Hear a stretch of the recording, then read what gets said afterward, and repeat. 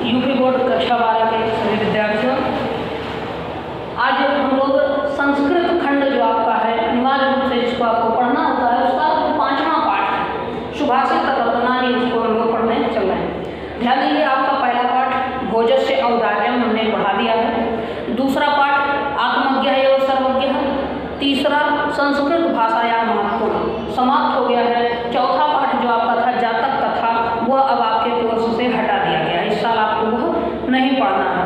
तो 5वां पाठ हम लोग पढ़ने चल रहे हैं सुभाषित रत्नानी, और इसके बाद 2 पाठ आपको और भी पढ़ने हैं, तत्पश्चात आपका संस्कृत का कोर्स भी समाप्त हो जाएगा। सुभाषित रत्नानी में 15 श्लोक कुल आपको पढ़ने हैं, जिसमें से आज हम लोग पहले श्लोक का पाठ करेंगे। सबसे पहले बात करें सुभाषित रत्नानी का क्या मतलब है।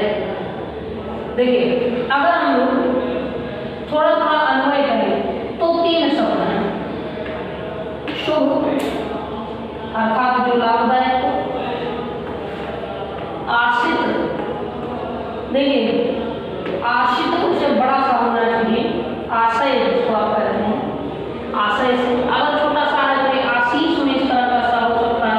फिलहाल हम लोग आश्रित और रत्न, ठीक है, रत्नानी इसलिए लिखा गया, रत्न जो होते हैं जैसे पत्थर ही रत्न है, चाहे वो हीरा हो, मोती हो, कुछ भी हो, सब पत्थर है, और नपुंसक होने के कारण जीवनहीन होने के कारण वो नपुंसक लिखा, इसलिए रत्नानी शब्दों का प्रयोग किया गया है।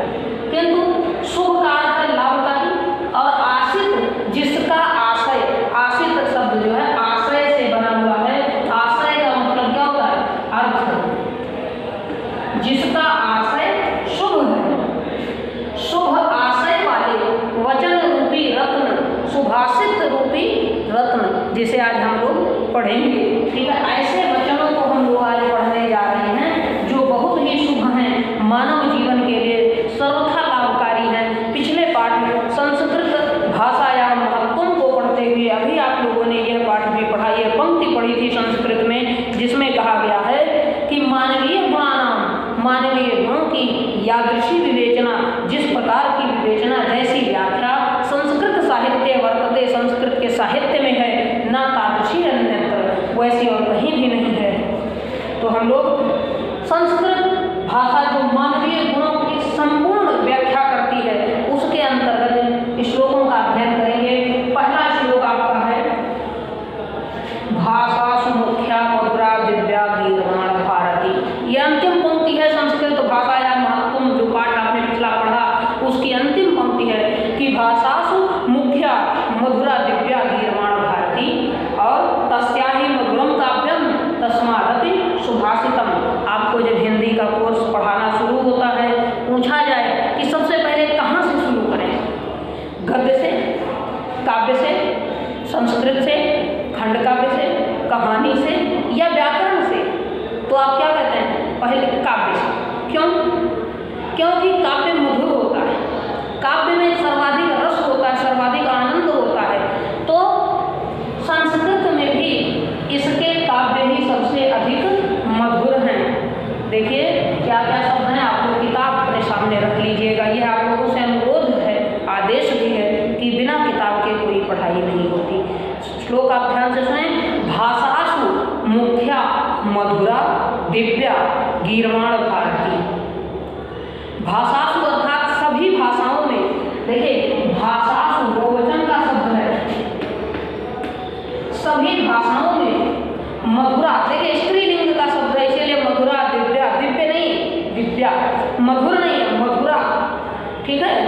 भाषाओं में इसी तरह मुख्य ना लिख करके मुख्या लिखा गया, क्योंकि संस्कृत आपने पढ़ा, संस्कृत सर्वासाम भाषाणाम जननी, सभी भाषाओं की जननी है, माता है, माता स्त्री होती है, इसीलिए यह संस्कृत भाषा के लिए स्त्रीलिंग शब्द ही प्रयोग, भाषा शब्द ही स्त्रीलिंग का है, चाहे वो हिंदी हो, अंग्रेजी हो, संस्कृत, उर्दू, अरबी, फारसी, कुछ भी हो, हर भाषा स्त्री है, माता है।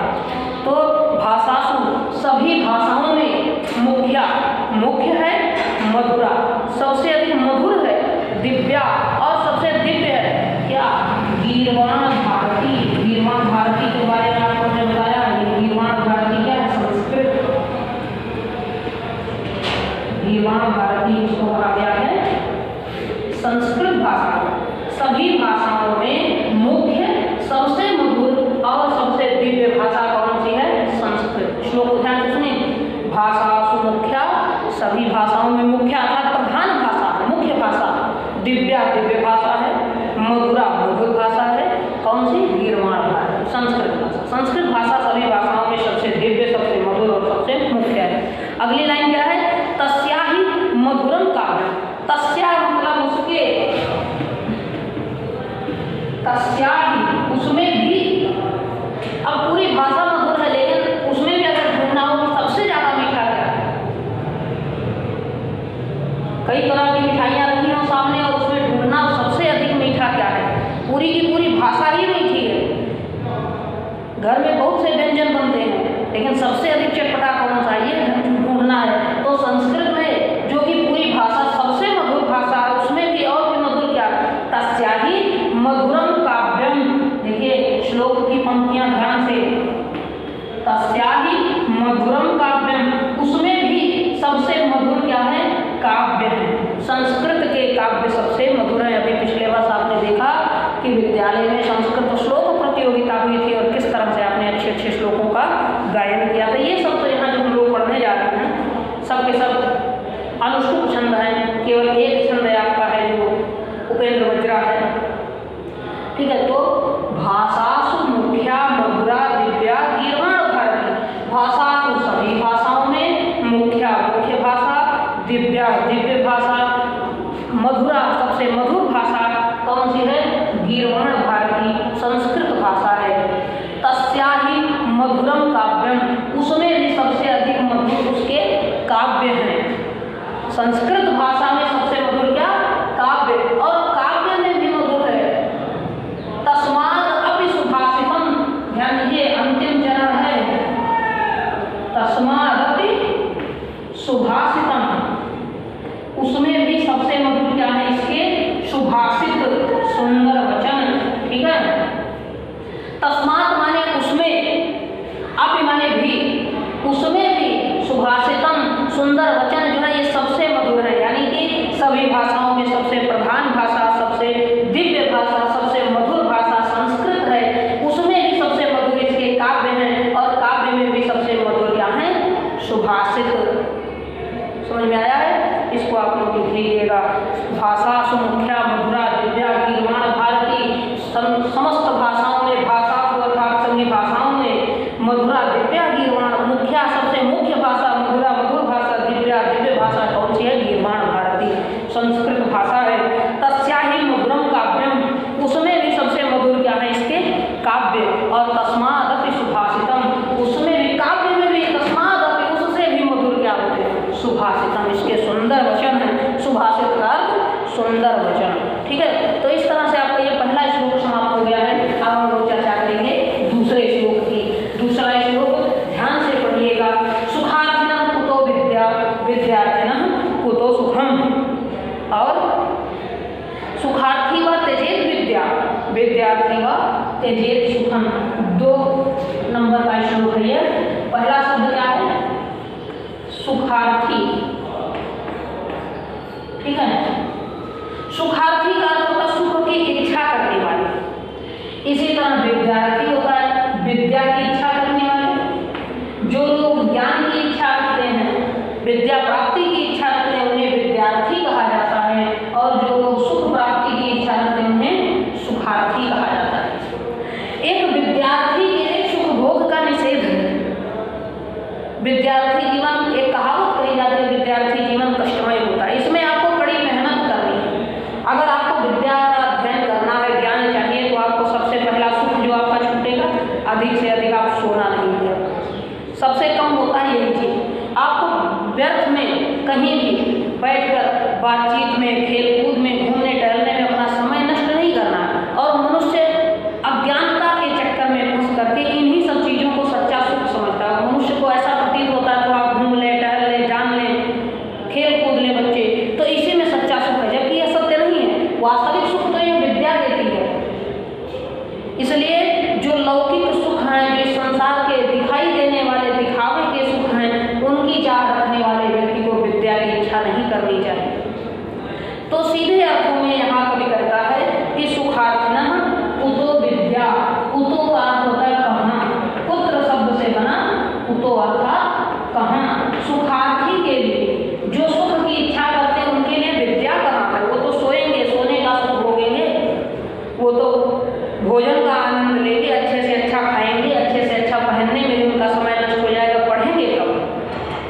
एक सुखार्थी व्यक्ति को कभी भी विद्या का लाभ नहीं हो सकता। उसी तरह विद्यार्थिनः कुतो सुखम, एक विद्यार्थी को सुख कहाँ मिलता है। विद्यार्थिनः कुतो सुखम, जो विद्यार्थी है, आपने विद्यार्थी के 5 लक्षण कक्षा 4 में ही पढ़ लिए होंगे, तब से तक कई बार पढ़े होंगे। क्या है, एक मिनट देखिए, 5 लक्षणों में आपको क्या बताया गया है। कार्य चेष्टा, वको ध्यान,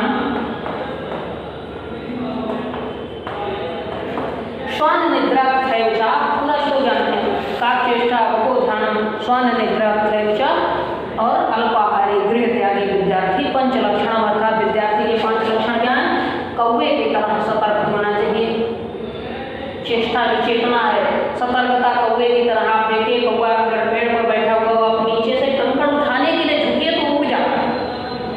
बको ध्यान, बगुले के जैसा ध्यान होना चाहिए, एक निष्ठ। आप जानते हैं, ऐसा सुनने में आता है, लोग कहानियों में कहते हैं कि स्वामी विवेकानंद जी बैठ करके पढ़ रहे थे कहीं अपने घर के बरामदे में या किसी जगह, उनके बगल से पूरी बारात निकल गई घर के सामने से, उनको पता नहीं चला। ऐसा ध्यान होना चाहिए। बगुला क्या करता है, एक पैर को ऊपर उठा लेता है, केवल एक पैर पर, एक आंख को भी बंद करके पानी में वो ध्यान लगाता है।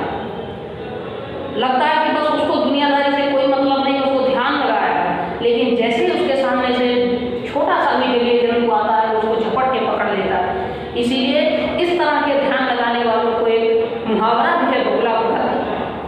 तो विद्यार्थी का ध्यान भी बगुले की जैसा होना चाहिए। ठीक है, कार्य चेष्टा वको ध्यानम, श्वान निद्रा त्रयवचा। श्वान अर्थात कुत्ता, कुत्ते की जैसी नींद होनी चाहिए। जरा सा खटका होते ही आप कहीं से आकर के खड़े होते हैं और कुत्ता सोया हुआ वो जाग जाता है, वो कभी गहरी नींद नहीं सोता। विद्यार्थी को भी उसी तरह होना चाहिए। साथ ही अल्पाहारी और गृह त्यागी। अल्प आहार करना चाहिए, क्योंकि अधिक आहार करने से, ज़्यादा भोजन कर लेने से नींद आती, आलस्य लगता है, और विद्यार्थी के लिए आलस्य कभी उचित नहीं। साथ साथ गृह त्यागी, उसे घर का मोह नहीं होना चाहिए, तब वो सरलता से अपने अध्ययन पर ध्यान लगा करके पढ़ाई कर सकता है। तो ये 5 चीज़ों का जो पालन करेगा उसको सुख, सच्चे अर्थों में जिसको आज के लोग सुख मान रहे वो तो नहीं मिल रहा। इसीलिए कभी कहता है कि विद्यार्थी ना कुतो सुखम, विद्यार्थी को सुख कहाँ है।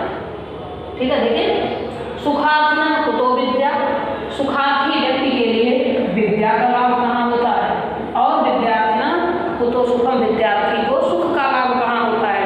आगे सुखार्थी व त्यजेत विद्या, वह मतलब होता है ये या अथवा, दोनों शब्द हैं। सुखार्थी जो सुख की चाह रखते हैं उन्हें क्या करना चाहिए, त्यजेत विद्या, विद्या का त्याग कर देना चाहिए। त्यजेत शब्द जो है उसी को क्या बना दिया गया है ना, त्यजेत अर्थात त्याग देना चाहिए।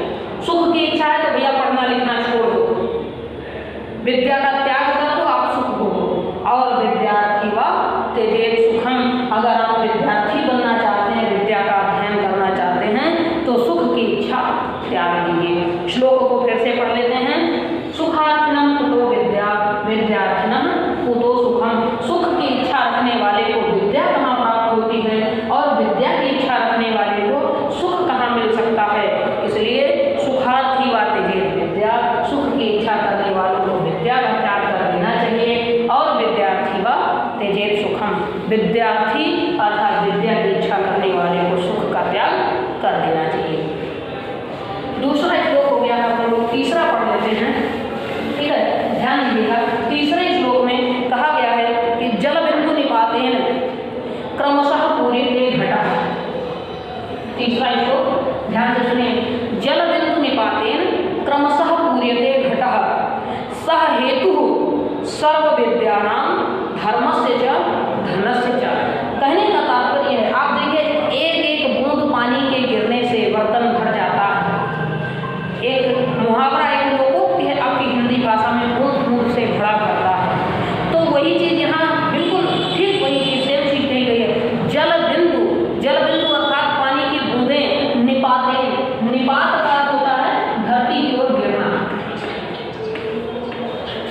निपातेन का अर्थ है गिरने से, ठीक है।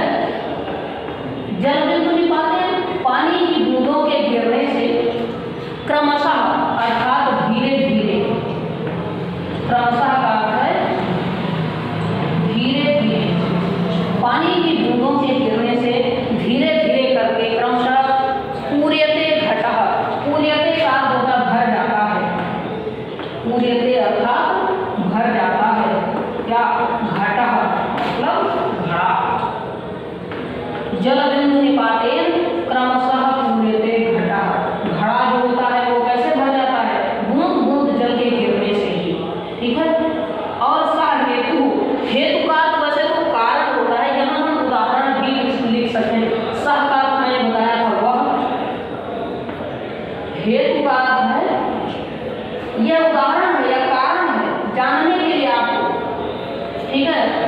जिस तरह से बूंद बूंद पानी के गिरने से घड़ा भर जाता, ऐसे थोड़ा थोड़ा यदि परिश्रम लगातार किया जाए तो सर्व विद्यानां, सभी विद्याएं, समस्त ज्ञान प्राप्त हो सकता है।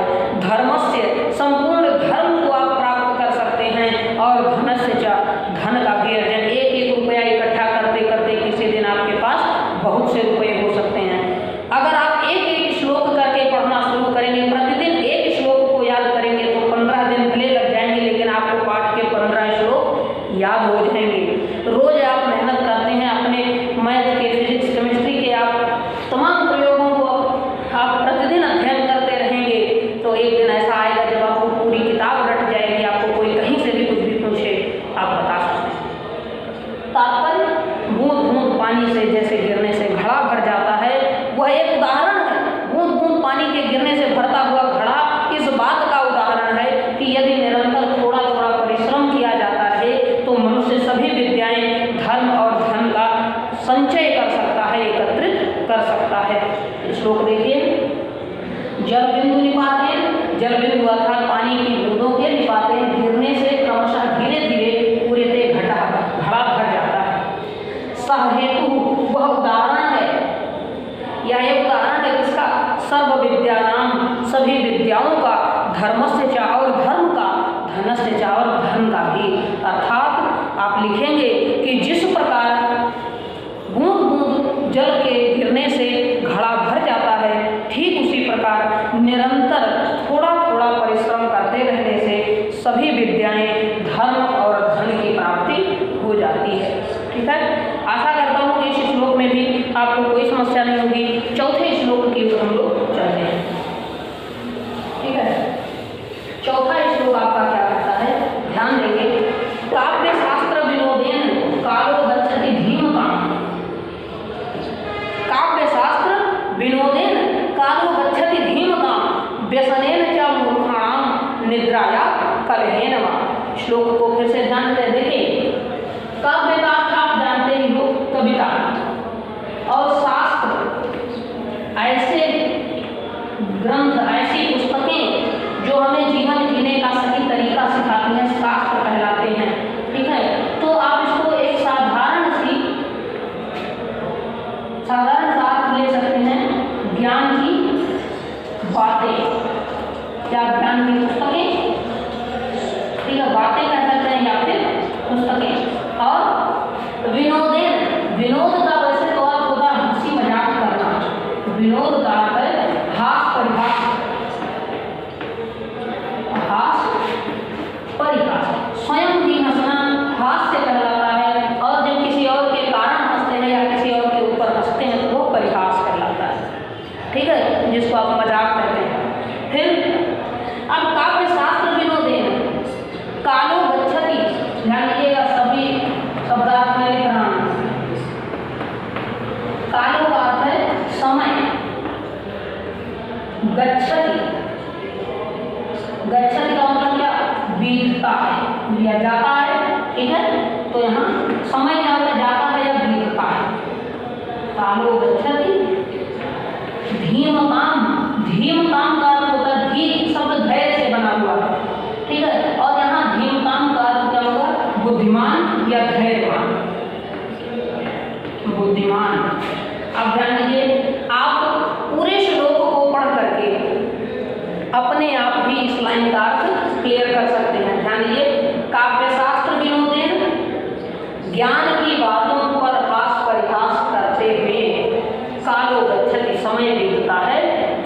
बुद्धिमानों का। जो बुद्धिमान व्यक्ति होते हैं, जो समझदार हैं, धैर्यवान हैं, ऐसे लोग जब चार लोग इकट्ठा होते हैं तो ज्ञान की बातें करते हैं, देश और समाज के हित की बातें करते हैं, अच्छी बातें करते हैं। वो किसी आपस में इकट्ठा होंगे अपने समान आयु के लोगों में, तब भी वो शास्त्र की, ज्ञान की, विद्या की बातें करते हैं। अपने से छोटों को भी वो शिक्षा देते हैं, अच्छी बातें सिखाते हैं, और बड़ों को भी कहीं ना कहीं वो इन्हीं चर्चाओं से खुद भी सीखते हैं, उन्हें भी सिखाते हैं। किंतु जो मूर्ख हैं, अज्ञानी हैं, अगली लाइन देखें श्लोक का, व्यसनेन च मूर्खाणाम, व्यसन कहते हैं बुरी आदतों को।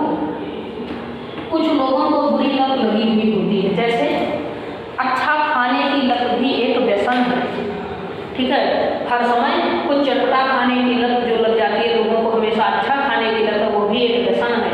हर समय हंसते रहना भी, लोगों को हंसाते रहना भी एक व्यसन होता है। तो मूर्खों का समय जो बीतता है वो कैसे? व्यसन अर्थात बुरी आदतों।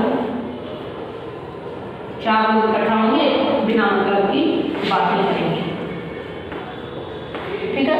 मूर्खों का समय कैसे बीतेगा? व्यसन, बुरी आदतों में। और भी वो काम वो करते हैं, एक निद्राया, वो बिना मतलब हमेशा सोते रहते हैं, जाकर के निद्रा का लाभ लेते हैं, दिन हो या रात हो, सुबह शाम नहीं देखते, उनको बस सोना।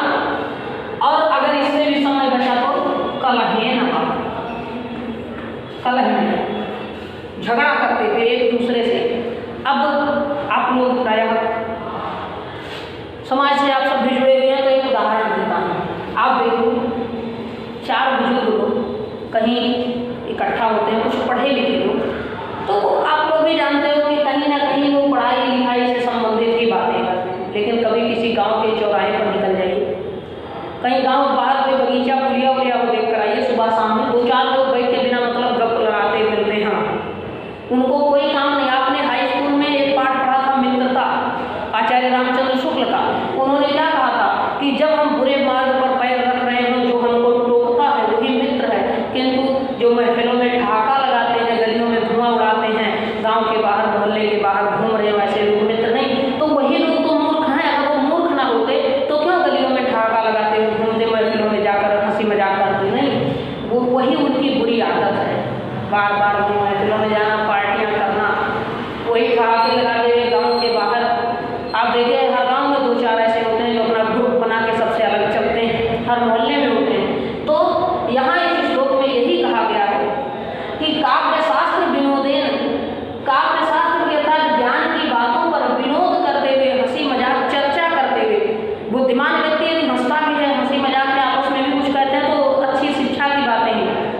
एक कहावत के माध्यम से, एक छोटा सा जिसको आप आक्षेप कर सकते हैं, उसके माध्यम से बताता हूँ। किसी ने कहा था कि ज्ञानी से ज्ञानी मिले, आपके शुद्ध देहाती भाषा है कि ज्ञानी से ज्ञानी मिले तो हुए ज्ञान की बात, और गधा से गधा मिले तो चले धार। मूर्ख जब इकट्ठा होंगे तो मूर्खता करेंगे, और बुद्धिमान इकट्ठा होंगे तो बुद्धिमत्ता की बात करेंगे। काव्य शास्त्र विनोदेन, काव्य की, शास्त्रों की, ज्ञान की चर्चा करते हुए बुद्धिमानों का समय बीत जाता है। और व्यसनेन च मूर्खाणाम, मूर्खों का समय, मूर्खाणाम अर्थात मूर्खों का समय, व्यसनेन बुरी आदतों में, निद्राया सोने में, अथवा कलहेन कलह करने में, झगड़ा करने में बीतता है। तो इस श्लोक का अर्थ भी लिख लेंगे आप लोग। कोई भी समस्या होगी तो पूछेंगे। एक श्लोक आपका और है जिसको आज हम लोग पढ़ लेते हैं, इसको भी फिर अगले दिन आगे चर्चा की जाएगी। पांचवा श्लोक जो आपका है वो ध्यान से इसको पढ़िएगा कि ना चौरहार्यम, ना राजहार्यम, ना भ्रातृभाज्यम, ना च भारकारी। ध्यान दीजिएगा, कहा गया है कि ना चौरहार्यम, ना राजहार्यम, ना भ्रातृभाज्यम, ना भारकारी। व्यये कृते वर्धते एव नित्यम, विद्याधनम सर्वधनम प्रधानम। ध्यान दीजिए, चौरहार्यम शब्द का क्या अर्थ है? चौर का अर्थ होता है चोर, जो दूसरों के धन को छिपा लेता है, चोरी कर लेता है। और हार्यम का अर्थ हरण करना, वही चुराना, ठीक है। चोर इसका हरण नहीं कर सकता, चोर इसे चुरा नहीं सकता है। ना राजहार्यम, राजहार्यम का अर्थ क्या है? राज अर्थात राजा, हार्यम छीन सकता है।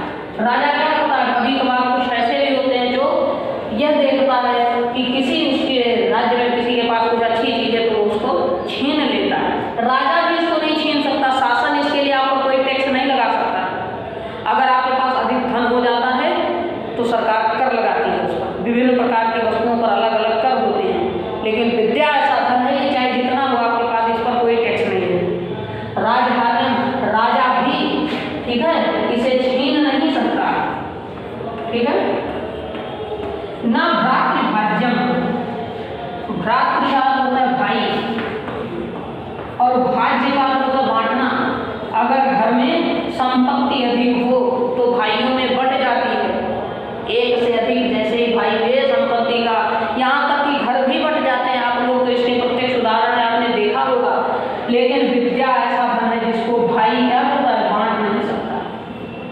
भाई जो है इसको बांट नहीं सकता। फिर और एक लाभ भी है, एक और चीज है, ना भारकारी, यह किसी के ऊपर बोझ नहीं होती। भार का अर्थ आप जानते ही हैं, बोझ, किसी के ऊपर। अगर किसी को अधिक मात्रा में धन दे दिया जाए, एक थैले में भर के आपको रुपया दे दिया जाए, आप उसको कंधे पर रखोगे या कहीं भी रखोगे, आपको उठाना रखना है, तो एक भार है। 1 रुपए के सिक्के का भी अपना एक भार होता है, एक वजन होता है, ठीक है। कहीं ना कहीं तो आपको रखना है। यह हीरा हो, मोती हो, कोई माणिक हो, रत्न हो, सबका भार है। किंतु विद्या का क्या भार है? आज तक LKG से लेकर 12th क्लास तक आपने कम से कम सैकड़ों पुस्तकें पढ़ ली हैं। क्या उन पुस्तकों का वजन आपके सिर पे रखा है? नहीं रखा है। कोई भार नहीं है विद्या का। और लाभ क्या है? अगर आपके पास 1 रुपया है, आपने खर्च कर दिया तो आपको उसके बदले में वस्तु मिली, वो वस्तु भी समाप्त हो जाएगी, वो रुपया वापस नहीं आएगा। लेकिन विद्या ऐसा धन है जिसके बारे में कहा गया है कि व्यये कृते वर्धति एवं नित्यम। देखिए, व्यये कृते अर्थात व्यय का अर्थ होता है खर्चा, खर्च करने पर, कृते करने पर, वर्धति यह बढ़ती है, एवं माने होता ही, और नित्यम अर्थात हमेशा। व्यये कृते वर्धति एवं नित्यम, खर्च करने पर ये निरंतर बढ़ती जाती है। तो विद्या धनम सर्वधनम प्रधानम, इसीलिए इस विद्या रूपी धन को सर्वधनम प्रधानम, सभी धनों में मुख्य माना गया है, ठीक है। कोई भी धन हो आपके पास, वो समाप्त हो जाएगा। अगर आपके पास मान लीजिए भूमि ही अधिक हो, बहुत ज्यादा खेत खलिहान हो, लेकिन उसको खर्च करना है, खर्च करने में तो आप किसी को दे दीजिए, थोड़ा थोड़ा कम होगा ना। लेकिन विद्या, यही श्लोक है, आपको याद हो जाए, आप दूसरे को याद करा देंगे, पढ़ा देंगे, सिखा देंगे, लेकिन क्या आप भूलेंगे नहीं? आपको अगर कहीं फंस रहा होगा तो और भी याद हो जाएगा, स्पष्ट हो जाएगा। तो सर्वधनम प्रधानम, सभी धन में सबसे मुख्य धन क्या है? विद्या धन, ठीक है। कहा गया है कि ना चौरहार्यम, ना इसे चोर चुरा सकता है, हरण कर सकता है। ना राजहार्यम, ना राजा इसे छीन सकता है, इस पर कोई कर नहीं लगा सकता है। ना भ्रातृभाज्यम, इसे भाई के साथ बांटा नहीं जाता, अर्थात बांटा जाता है, ऐसे बुद्धि से आप सिखाएंगे, भाई को पढ़ाएंगे, क्यों नहीं पढ़ाएंगे, लेकिन यह आपके हिस्से का नहीं जाएगा, उसको आप देखिए। ना भ्रातृभाज्यम, ना भारकारी, ना ये भाई के साथ बंटाना इसका होता है, ना भारकारी, ना ही यह किसी पर बोझ होती है। व्यये कृते वर्धति एवं नित्यम, अपितु व्यय करने पर, खर्च करने पर, वर्धति एवं नित्यम, यह निरंतर बढ़ती ही जाती है। विद्या धनम सर्वधनम प्रधानम, यह विद्या रूपी धन सभी धनों में, सब प्रकार के धन में मुख्य है। यह एक ऐसा धन है जो कभी समाप्त नहीं होता, जितना अधिक उपयोग करेंगे उतना अधिक यह बढ़ती जाएगी। इसलिए सभी को परिश्रम पूर्वक इस विद्या रूपी धन का अर्जन करना चाहिए, इस विद्या का अध्ययन करना चाहिए। और कैसे अध्ययन इसका कैसे इकट्ठा होगा? जैसे बूंद बूंद जल के गिरने से घड़ा भरता, ऐसे ही थोड़ा थोड़ा निरंतर परिश्रम करते रहने से आपको सभी विद्याएं, धर्म और धन की प्राप्ति भी होती है। यह आपने पढ़ा। 5 श्लोक यहाँ पूरे हो गए हैं। अगले 5 श्लोक हम लोग अगले अंक में पढ़ेंगे। तब तक इसको पढ़िए, जहाँ भी समस्या होगी पूछिएगा।